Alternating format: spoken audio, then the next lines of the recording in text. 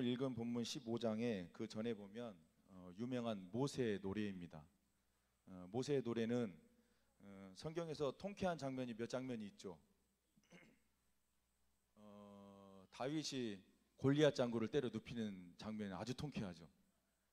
그 다음에 이 바로 군대가 이스라엘 백성들을 쫓아오는데 홍해바다 모세가 지팡이를 가리킴으로 홍해바다가 갈라지고 하나님께서 마른 땅이 되게 하셔서 그 200만 명이 넘는 사람들이 홍해바다를 다 건너게 한 후에 바로 군대가 쫓아왔을 때 하나님께서 가르셨던 바다를 딱 합치면서 그 바로 군대가 그 완벽하게 수장돼 버리는, 그래서 새벽에 이스라엘 백성들이 일어났을 때 그들이 그 홍해 바다에 떠다니는 시체를 눈으로 봤다. 지금 그 14장에 이렇게 나오거든요. 아주 통쾌한 장면이죠. 그런데 애국 군대 입장에서 보면은 슬픈 일이죠. 출애굽을 하고 난 다음에 지금 우리가 본 본문은 홍해 바다 건너고 난 다음에 정확히 3일이 지난 시점입니다. 홍해 바다 건너고 22절에 우리가 읽은 대로 모세가 홍해에서 이스라엘을 인도하며 그들이 나와서 수르 광야로 들어가서 거기서 사흘 길을 건넜으나 물을 얻지 못하고, 그러니까 홍해 바다 건너고 나서 모세의 노래 15장 1절부터 보면 성경에서 나오는 노래 중에서 이 모세의 노래, 홍해 바다를 건너고 난 이후에 모세가 이스라엘 백성들과 함께 하나님을 찬양했던 노래는 성경 중에서 위대한 노래 중에 하나로 꼽힙니다. 근데 이스라엘 백성들은 출애굽하고 난 이후부터 늘 하나님 앞에서 16장에서 가장 많이 쓰이는 단어가 있는데, 성경을 가져오셨으면 한번 16장을 보시면서 여러분들이 눈에 들어온 단어가 한 단어가 있을 거예요. 한번 보시겠어요?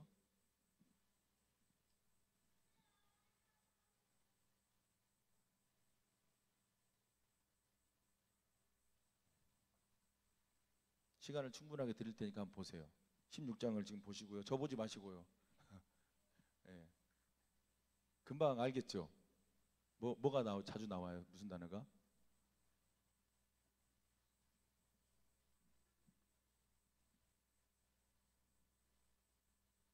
제가 이렇게 물을 때는 어떤 단어인지 이렇게 센스가 있으신 분들은, 아까 누가 한 분이 말씀하셨는데 뭐죠? 원망입니다. 원망. 원망이 몇 번 나오죠? 계속해서 원망이 나옵니다. 근데 이 원망이라는 단어는 오늘 읽은 본문에도 나오고, 이스라엘 백성들은 출애굽한 이후부터 계속해서 하나님을 향해서 하나님을 신뢰하고 의지하고 순종해야 되는데 계속해서 뭘 하냐면 원망을 합니다. 실은 우리들이 가장 많이 하는 거죠. 저도 하나님 원망 많이 합니다. 그나마 목사 돼서 철들어가지고 그나마 저 원망 줄어들었지, 원망 입에 달고 살았었습니다. 거두절미하고 이스라엘 백성들이 40년 동안 방황을 한 이유는 정확히 딱 한 가지인데, 그게 뭐냐면, 저 따라 하십니다. 불신앙. 예, 불신앙입니다. 결국은 하나님께서 40년의 광야 생활을 통해서 하나님을 향하여서 신앙을 갖게 하기 위해서 우린 지금 신앙 생활을 하고 있습니다. 그런데 이 신앙 생활이 늘 하나님 앞에서 원망 때문에 불신앙이 될 때가 많아요. 혹시 여러분의 인생이 지금 광야라고 생각하십니까? 이유는 뭐겠어요? 불신앙입니다. 이 불신앙을 신앙으로 바꾸기 위한 작업들을 하나님은 우리 인생의 광야를 통해서 이루어가고 계시죠.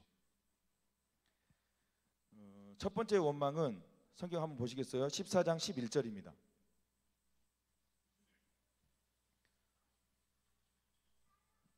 14장 11절 같이 함께 읽겠습니다. 시작. 그들이 또 모세에게 이르되 애굽에 매장지가 없어서 당신이 우리를 이끌어내어 이 광야에서 죽게 하느냐? 어찌하여 당신이 우리를 애굽에서 이끌어내어 우리에게 이같이 하느냐? 이 첫 번째 원망입니다. 그냥 거기에 좀 두지 왜 끄집고 데리고 나와가지고 우리를 죽게 만드느냐? 그래서 성경에서 애굽은 우리의 과거의 불신앙의 원형적인 모습을 드러내주고 있는 것이 애굽입니다. 이스라엘 백성들은 계속해서 애굽을 바라봅니다. 분명히 거기서 종살이 했음에도 불구하고 거기에 대한 미련을 버리지 못합니다. 모든 원망에 보면 우리 거기다 두지 왜 데리고 나왔냐? 왜? 지금 당장 먹을 게 없으니까, 지금 당장 입을 게 없으니까, 지금 당장 물을 마시지 못하니까 그렇게 종살이 하면서 힘들고 어려워서 하나님 제발 우리 좀 이 종살이에서 벗어나게 해달라고 430년 동안 눈물과 통곡으로 기도했던, 제발 여기만 벗어나게 해달라고. 우리 기도가 그렇지 않습니까? 제발 이 현실만 좀 벗어나게 해달라고. 그런데 지금 이스라엘 백성들은 그렇게 하나님께 기도를 올려놓고 다시 애굽으로 갔으면 하는 마음들이 있는 거예요. 우리가 흔히 쓰는 말로 노예근성이죠. 거기 가면 다시 마귀와 사단의 앞잡이를 해야 되고, 죄의 왕노릇을 해야 되고, 죄에 붙잡혀서 율법에 매여서 살아야 될 그 애굽에 대한 미련을 버리지 못하는 것이죠. 또 하나, 애굽은 인간적인 방법과 세속적인 방법으로 세상을 이끌어가는 사람들의 원형과 나라와 민족이라고 할 수가 있습니다. 애굽 봐보세요. 바로 왕 정책이 대박이죠. 모세가 이스라엘 백성들이 이제 종살이를 하기 시작하는데 처음에는 인원이 좀 적어요. 그러니까 문제가 되지 않았어요. 그런데 계속 하나님이 출산의 영이 임하셔갖고 이 히브리 여인들이 아이들을 순붕순붕 잘 낳는 거예요. 하는 거는 일하고 밥 먹는 것밖에 없는데 아이들 너무 잘 낳는 거죠. 건강하니까 계속 아이를 잘 낳는 거예요. 그러니까 인원이 늘어나기 시작하니까 이렇게 뒀다가는 얘네들 우리 애굽을 향하여서 반 애굽 정책을 얘네들 때문에 큰일 나겠다 싶은 거죠. 그래서 정책을 폈는데 그 정책이 뭐예요? 남자아이는 다 죽여라. 이게 애굽이에요. 사람을 소중하게 여길지를 몰라요. 사람을 자기 목적의 수단을 삼는 거죠. 하나님은 우리를 이 땅에 보내실 때 각자의 계획과 뜻이 있어서 이 땅에 보내셨거든요. 근데 그 뜻은 뭐냐면, 물론 우리가 하나님 앞에서 행해야 되지만 하나님의 사랑을 받았다면 그 사랑을 이웃에 흘려보내는 것이죠. 그래서 우리의 신앙생은 하나님 사랑, 이웃 사랑으로 딱 마침표가 끝나는 거예요. 더도 말고 덜도 말고 하나님 사랑, 이웃 사랑입니다. 우리가 받은 은혜는 어디로 흘러가야 되냐면 이웃으로 흘러가야 돼요. 예수 믿지 않는 사람들한테 흘러가야 되고, 나보다 믿음이 약한 사람한테 흘러가야 되고, 그래서 우리가 받은 모든 은혜와 사랑은 사람을 향해야 돼요. 왜요?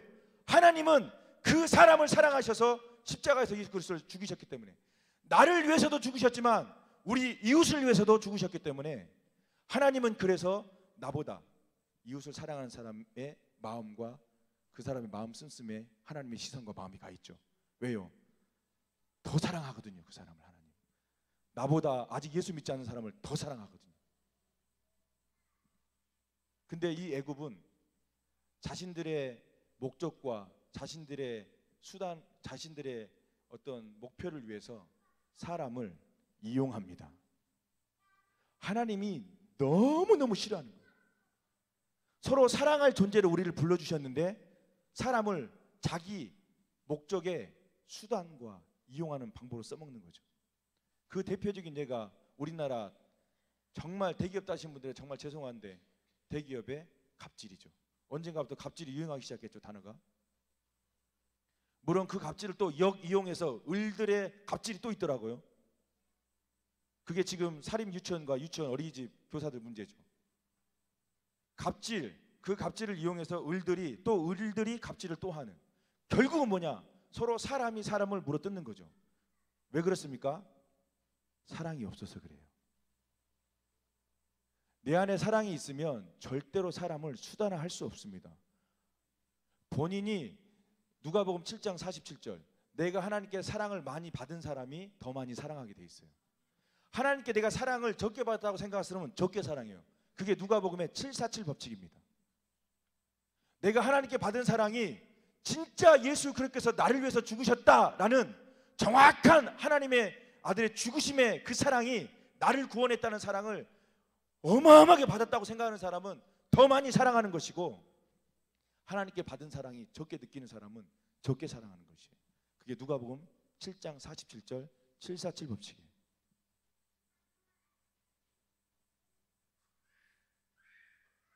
최근에 항공사들 스튜어디스들이 거기 들어가려고 얼마나 노력합니까? 오죽하면 학과가 생겼잖아요. 이제 스튜어디스 학과가 생겼잖아요. 거기 들어가기가 얼마나 힘들어요. 말 그대로 미모와 지성과 모든 걸 같이 가지고 들어갈 수 있는데 그 항공사 스튜어디스 직원들을 어디 파티하는데 도우미로 부르고, 여성들 생리하고 힘든데 진에어 같은 경우에는 진짜로 스키니 진을 입게 해가지고,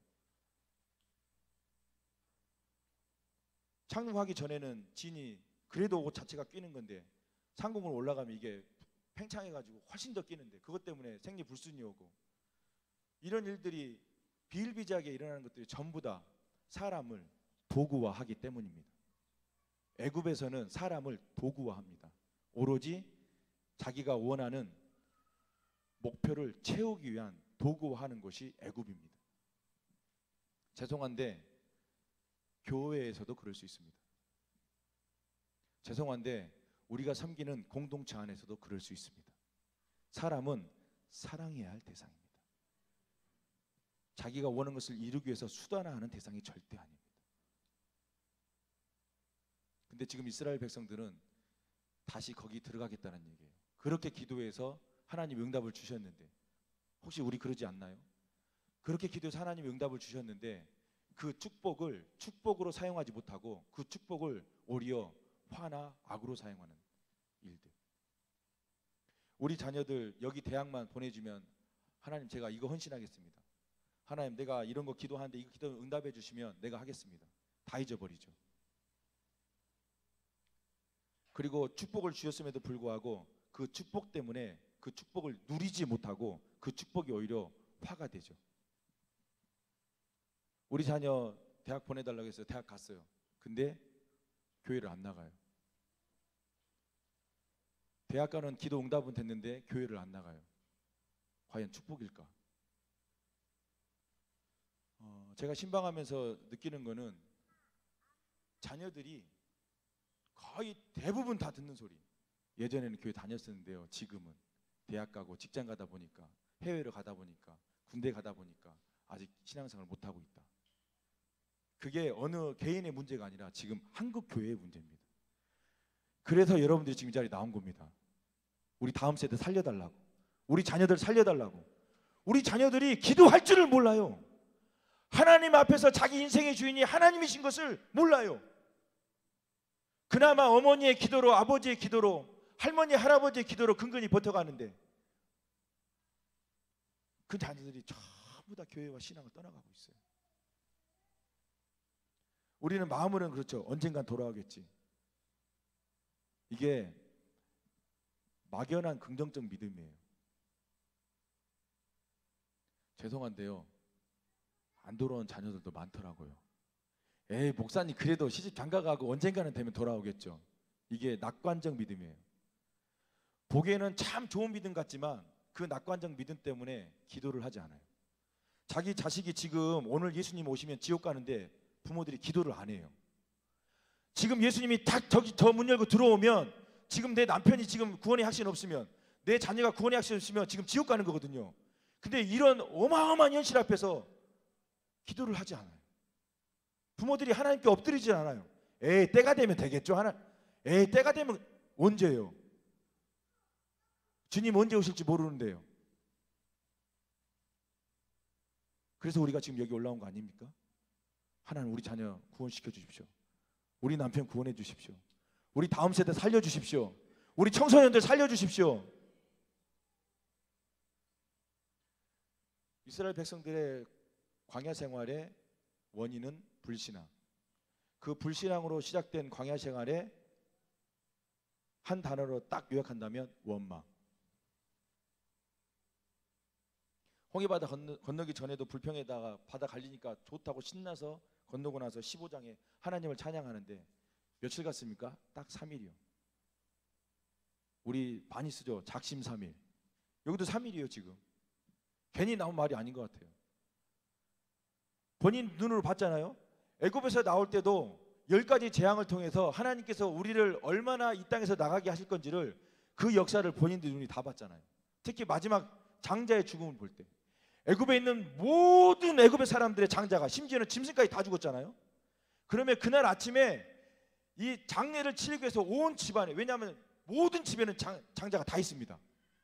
근데 다 죽었잖아요. 그럼 온 집에서 다 울음소리가 날 때 유월절 어린 양의 피를 발라놓은 그 모든 집들은 다 넘어갔잖아요. 유일하게 이스라엘 백성들의 장자만 살아남았잖아요. 본인들이 10가지 재앙을 보면서 10가지 재앙을 주신 이유도 있어요. 왜냐하면 이 10가지 재앙 중에 지금 뭐 파리, 이 모든 벌레 곤충들을, 심지어는 바다, 태양, 애굽에서는 다 신으로 섬겼거든요. 근데 이스라엘 백성들이 지금 보는 거예요. 애굽에서 섬겼던 모든 신들이 하나님 앞에서 아무런 능력을 행할 수 없다는 것을, 오히려 저희들이 섬겼던 그 신이 파리가 창궐하니까, 이가 창궐하니까, 개구리가 창궐하니까, 개구리 상상해 보셨어요? 개구리 때가 왔어요. 자고 있는데 개구리가 뛰어다녀. 화장실이고 집이고 어디고 전부 다 개구리예요. 상상해 보셨어요? 메뚜기요? 이요? 상상해 보셨어요? 나일강이 다 피로 변했어요. 본인들이 신으로 섬겼던 것들이 오히려 자기들을 뭐예요? 공격하고 해치는 귀찮은 존재가 돼버린 거죠.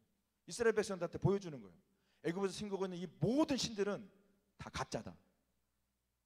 근데 우리는 그 가짜에 속아서 그 가짜를 바라보고, 심지어는 그 가짜를 놓고 심지어 기도까지 합니다. 그 가짜 앞에서 기도까지 합니다. 그래서 우리 신앙의 기적과 이사가, 때로는 그 기적과 이사가 우리 신앙을 해치기도 하더라고요. 본인들 앞에서 어마어마한 10가지 재앙을 다 물리치고 하나님 물리쳐서 나왔고, 홍해바다 앞에서 홍해를 갈라줘서 그 바다를 본인들이 직접, 바다가 갈라지면 뻘이잖아요. 뻘인데 성경에 보면 마른 땅이라고 그랬어요. 그러니까 바람이 강력하게 불어서 단순히 바다만 가는 게 아니라 다리에 발에 진흙 묻지 않게 완전히 바닥까지 다 말려버리셨다니까요. 마른 땅으로. 우리 하나님이 이렇게 구체지고 섬세하신 분이에요. 건너갈 때 발에 진흙 묻지 않게 해달라고 아예 그냥 진흙을 다 말려버리셨다니까요. 마른 땅으로 걷겠어요. 마치 운동장 걷는 것처럼 걸어갔단 말이죠. 하나님은 우리 삶 속에 이렇게 세밀하게 역사하시는 분이세요. 심지어는 걸어가는 바닥에 마른 땅으로. 그래놓고 15장에서 어마어마한 찬양을 불렀는데 그들은, 24절을 같이 읽겠습니다. 15장 24절, 오늘 본문인데 같이 한 목소리 읽겠습니다. 24절, 15장 24절입니다. 시작.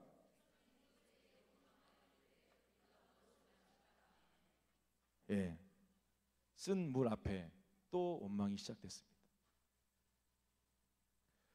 가지 꺾어서 던져서 물 맛있게 마셨어요. 마셨는데 하나님께서 이 원망 앞에 이스라엘 백성들한테 이 원망을 통해서 하나님께서 하시고자 하는 하나님의 딱 한 가지 이유가 있어요. 뭘까요? 아까 본문 읽으셨는데 25절이죠. 같이 읽겠습니다. 시작.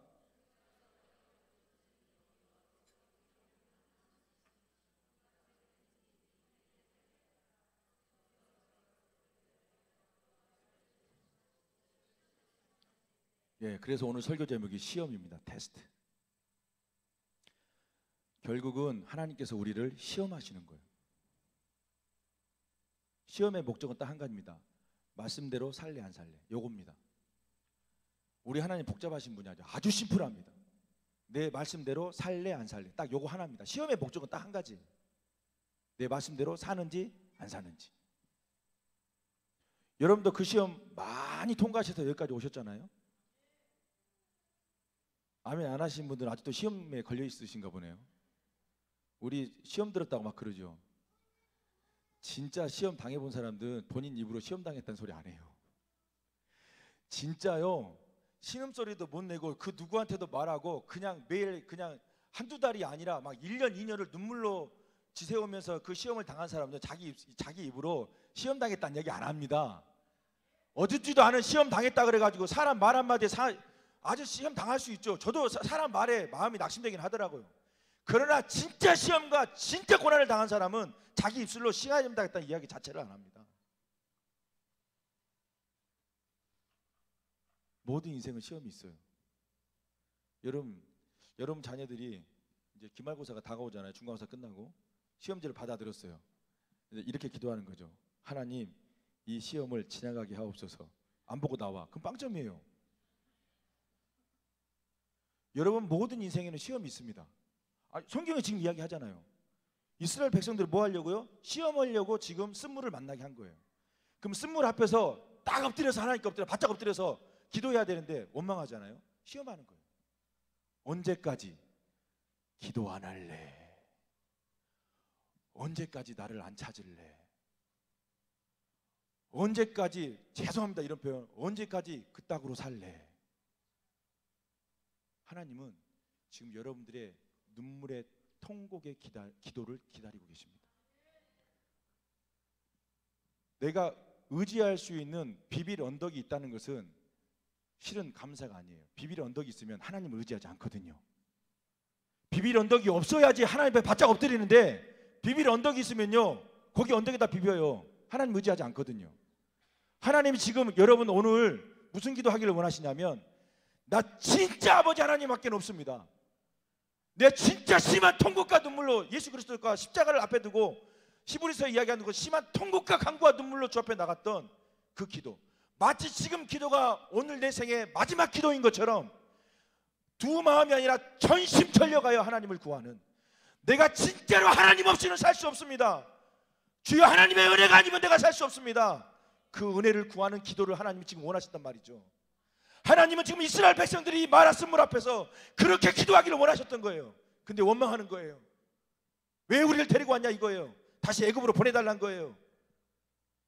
거기가 얼마나 무시무시한 곳인지도 모르고, 사람을 자기의 도구가 수단으로 사용해 먹는 그 애굽, 마귀와 사단에 사로잡혀 있는 그 애굽, 우상신들로 우글거리는 그 사단의 모든 압제에 있는 그 애굽,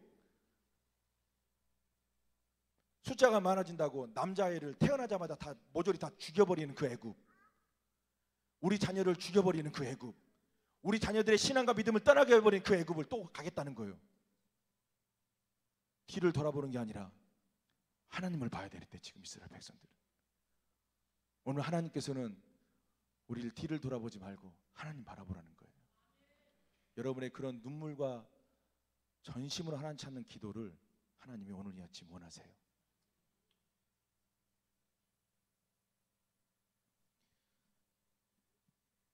그런데 이 시험이 단물 먹었어요. 물 맛있게 먹었단 말이죠. 그리고 나서 27절에 보면 엘림에 이르러요. 물샘 12군과 종려나무 70그루가 있는지라. 아예 물샘이 12군데 있는 데를 하나님께서 가게 해주시는 거예요. 보여주시는 거예요. 너무 좋았겠죠. 종려나무 밑에서. 근데 거기가 끝이 아니에요. 우리는 또 가야 돼요. 또 광야 생활은 시작이 돼야 돼요. 그런데 16절 2절을 한번 읽어볼까요? 출애굽기 16장 2절. 16장 2절 다 같이 읽겠습니다. 시작.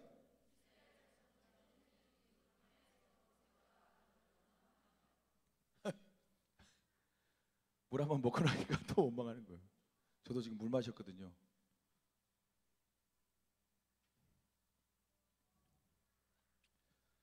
제가 충주에 있는 경찰 학교에 기율교육대라는 걸 간 적이 한 번 있거든요. 야, 이거 물 못 먹게 하는 이게 어마어마한 갈증이요. 한 5월쯤 되면, 한낮 되면은 27도에서 29도까지 올라갑니다. 5월 정도 되면. 제가 그때 기율교육대를 갔는데 새벽 6시부터 훈련을 빡시게 시켜서 낮에 12시 1시까지 밥 먹기 전까지 계속 훈련을 시키거든요. 그러면 막 땀이 온몸에 다 범벅이 되고 막 그러잖아요. 그러면 우리를 이게 옷을 다 벗겨놓고 팬티만 입고 훈련하거든요. 거기 팬티만 입고 훈련하는데 배 깔고 막 하면 여기 막 다 기스나잖아요. 막 이렇게 하는데 이제 이렇게 딱 엎어놓고 땀이 막 뻘뻘나서 엄청난 갈증이 나잖아요. 그럴 때 시원한 이 큰 주전자에 물을 해서, 뭐 더울 때 보면 그 옆에 막 물이 송송송 맺혀 있는 막 그 시원한 물을 그냥 그 바닥에다 붓니다. 막 이렇게. 와, 진짜 거기가 애굽이요. 거기가 애굽이라니까요. 와, 물을 막 앞에. 그러고 나서 화장실 보내잖아요. 그럼 화장실 가면 화장실이 변기가, 그때 120명 훈련 받는데 변기가 딱 6개가 있습니다. 그 다음에 씻을 수 있는 곳은 딱 2군데 있어요. 얼마나 좁은데요. 지금 여기 화장실 그 정도 사이즈밖에 안 돼요. 근데 120명이 딱 화장실 갈 수 있는 시간을 3분이에요. 들어가면은 치고 박치고 막 밟히고 눕히고. 그래서 둘 중에 하나 돼요. 싸든지 마시든지 뭔가를 하나 하고 나와야 돼. 두 가지 절대 못해. 3분 안에 120명 그 안에 들어가서. 그래가지고 물 먹겠다고 전부 다 소변기 잡아 뜯어가지고 소변기에다가 입 대고 물 먹대 있네. 변기통에 있는 물 떠먹고. 갈증이 그 정도요. 근데 그 갈증 해결되고 나니까 바로 또 뭐예요? 원망해요.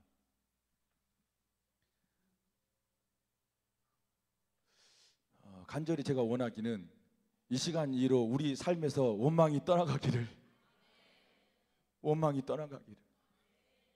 왜 하나님 나에게, 하나님 내 인생은, 여러분 가정마다요 문제 없는 가정이 없고 고난이 없는 가정 없고, 남편, 자식, 친정 부모님, 시댁 부모님, 뭐 사업, 직장, 진로, 건강, 거의 대부분 이 문제 안에 다 인생살이가 그래요. 우리 인생 사는 게 그렇다니까요. 좀 벌어가지고 좋은 집에서 사람들한테 인정받으면서 사는 거요? 그래봐 얼마나 살아요. 내 자식이 좀 재산 좀 물려줘가지고 편하게 살 수 있도록요. 자식 그거 망치는 겁니다. 여러분 지금 뉴스에서 보시죠. 쌍둥이, 지금 쌍둥이 계속 나오잖아요. 뉴스에 쌍둥이. 거기 등수가 나와버리더라고요. 작년에 그 쌍둥이 딸 둘이가 하나는 120등 하나는 51등이었는데 딱 그 다음 해 중간고사 때 1등으로 올라가 버려요. 당연히 문제가 생기죠. 교무부장이, 그 학교 교무부장이 아버지예요. 그 자식들을 배려버리는 거죠. 그 아버지한테서 그 딸들이 뭘 배울까요? 정말 죄송한데 그분한테는 자식들 망치는 거죠.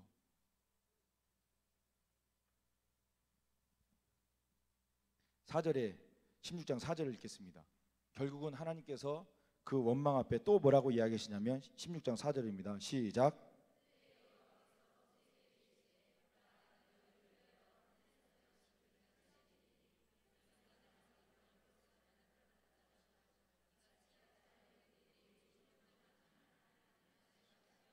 예, 시험하리라.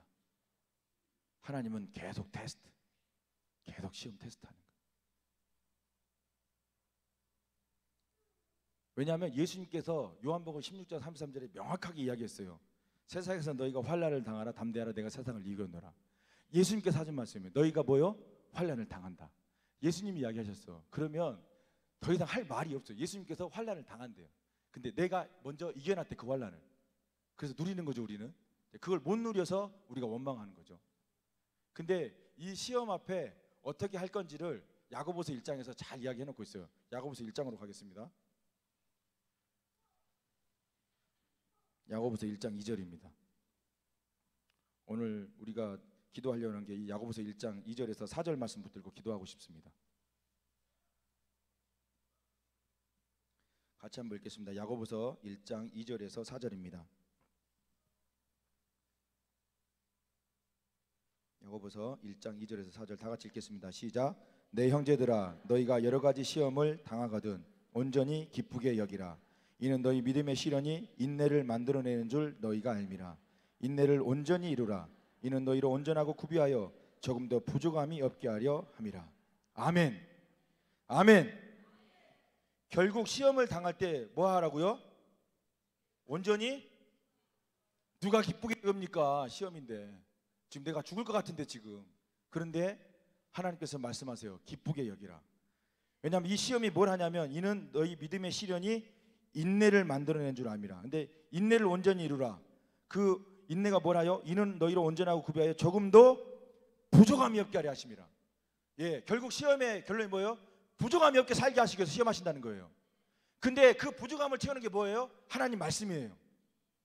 우리 신앙생활을 몰라서 못하는 거 아닙니다. 다 아는데 육신이 약해서. 그리고 그 문제로 하나님을 바라볼 수 있는 것을 살짝 가려버리는 거예요.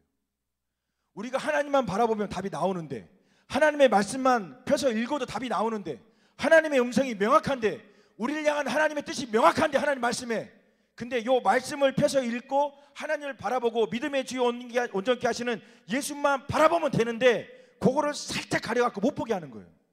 그래서 문제를 보게 하고 환경만 보게 하고 환경과 문제를 묵상하다 보니까 우울증이 가는 거고 공황장애 가는 거고 내 인생 이래서 살면 뭐해 이렇게 가는 거죠.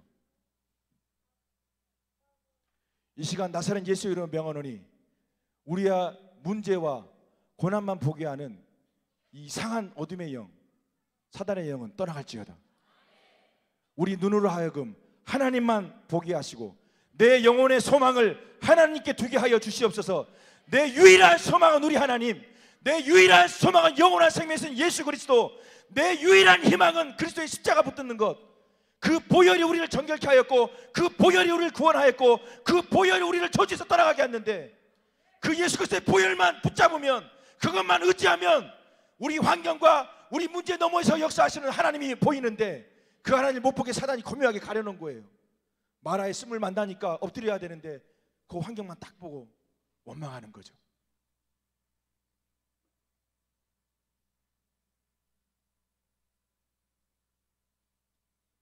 이거는 절대 제 자랑이 아니고요. 10월 한달, 오늘이 10월 31일 종교개혁주일이에요. 오늘 종교개혁이 일어났다는 일이거든요. 마틴도 종교개혁이 오늘 10월 31일. 저는 우리 어머니 기도회에 개혁이 일어나길 간절히 소망하며 이 새벽에 기도했거든요. 어머니 기도회가 이제는 이 제단 위에 성령 하나님 내려주셔가지고 여기 들어오기만 해도 방언이 터져버리고 여기 앉기만 해도 귀신이 떠나가 버리고 기도가 막혔는데 들어오면 다다다다다다 기도가 터지고 내 영의 문이 열리고 성령 하나님의 장악하심과 지배하심과 통치하심이 이 자리에 있게 해주십시오. 솔로몬의 성전 안에 임했던 그 빽빽한 여호와의 영광, 성령의 그 여호와의 영광이 이 자리 가운데 임재하여서 어머니 기도가 살아나게 하시고, 저는 이 어머니 기도를 통해서 기도하는 게 한 가지 있습니다. 한밭제일교회 제2의 부흥을 주시옵소서. 우리 어머니의 기도를 통해서 우리 한밭제일교회 제2의 부흥을 주시옵소서. 할 수 있습니다. 우리의 기도가 늘 여러분의 기도 자리가 내가 오늘 마지막 기도인 것처럼, 제가 지금 설교를 내 생애 마지막 설교처럼 하고 있잖아요. 하나님은 잘하는 걸 원하지 않으세요. 잘하는 걸 원하지 않으니까요. 우리한테 완벽한 걸 요구하지 않으세요. 이 세상에 의인이 하나도 없습니다. 그런데 하나님 원하시는 게 뭐냐면 최선이에요. 최선. 하나님께서 오셔서 너 그때 최선 다했냐? 너 진짜 그거 최선이냐? 너 진짜 최선을 다해서 지금 예배했냐? 너 지금 최선을 다해서 기도했냐? 너 진짜 최선을 다해서 하나님을 예배했냐? 최선을 다해서 하나님을 찬양했냐? 나는 너의 돈도 원하지 않아. 나는 너가 나 앞에 그냥 최선의 눈물 한 방울이면, 네가 최선을 다하는 땀 한 방울이면, 오늘 하나님께서 우리에게 그걸 원하시는 거예요. 너의 최선, 너의 최선의 예배, 너의 최선의 기도.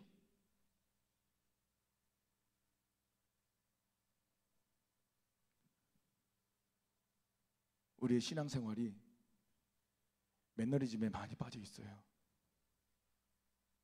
미지근한 신앙, 미지근한 거예요.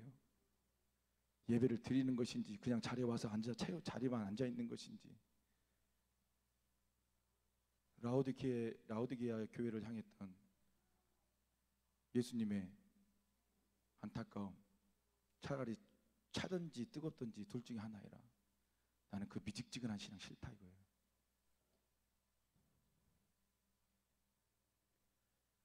여러분, 그런데 모세가 될 수 있었던 건, 제가 지금 영상 하나를 볼 건데 이거 보고 같이 기도하려고 하는데, 여러분, 이 위대한 지도자 모세가 나오기까지는 어머니 요게벳의 어머니의 기도. 나는 지금 이 영상을 보면서 이 요게벳의 노래가 여러분의 노래가 되었으면 좋겠고, 여러분이 언젠가는 자녀들을 하나님께 맡겨야 되는데, 아니 입술로만 말고요, 진짜요. 진짜 요게벳이 지금 모세를, 그 어린아이 모세를 갈대 상자에 넣어서 나일강에 떠나보낸, 여러분 엄마의 심정이요. 이제 막 젖떨어진 아이를 거기다 담아서 나일강에 떠나보내는 엄마의 심정이요. 진짜 비빌 언덕이 없어요. 아무것도 없어요 지금. 왜냐하면 죽으니까 당장 이제 진짜 하나님께 맡기는 거죠. 그 아이를 갈대 상자에 담아서 그냥 나일강에 갈대숲에다가 놓는 그 어미의 심정을, 여러분, 그게 하나님께 맡기는 거예요. 자식을 진짜 하나님밖에 책임질 수 없는. 영상 틀어주겠어요? 저는 이 찬양이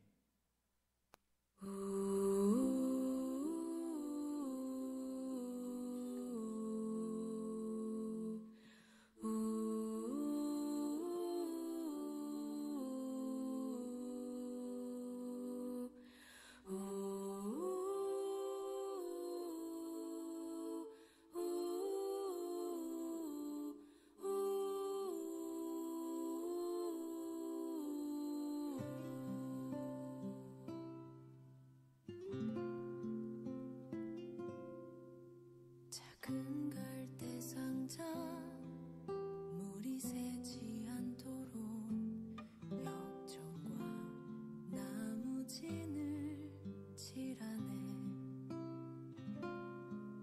어떤 마음이었을까 그녀의 두 눈엔 눈물이 흐르고 흘러. 동그란 눈으로 엄마를 보고 있는 아이와 입을 맞추고 상자를 덮고 가까이에 띄우며 간절히 기도했겠지. 정처 없이 강물에 흔들흔들 흘러내려가는 그 상자를 보며 눈을 감아도 보이는 아이와 눈을 맞추며 주저앉아 눈물을 흘렸겠지. 너의 삶의 창조인 너의 장부모이신 하나님 그 손에 너의 삶을 맡긴다. 너의 삶의 창조인 너를 이끄시는 주 하나님 그 손에 너의 삶을 드린다.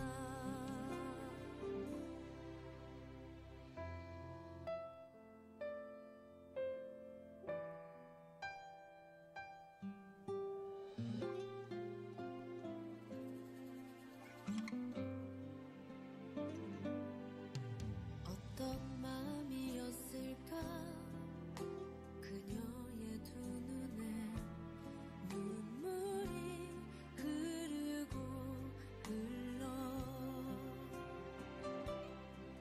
정처 없이 강물에 흔들흔들 흘러내려가는 그 상자를 보며 눈을 감아도 보이는 아이와 눈을 맞추며 주저앉아 눈물을 흘렸겠지. 너의 삶의 창조인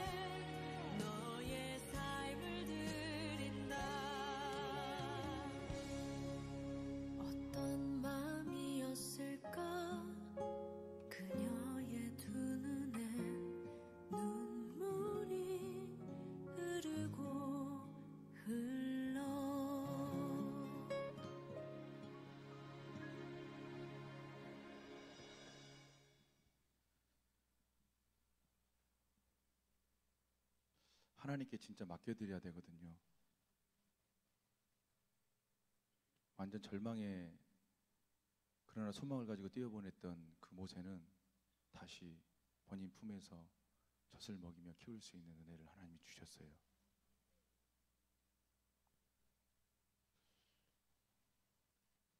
우리의 시험의 끝은 믿음의 시련과 인내 그리고 조금도 부족함이 없게 하려 하심이니라.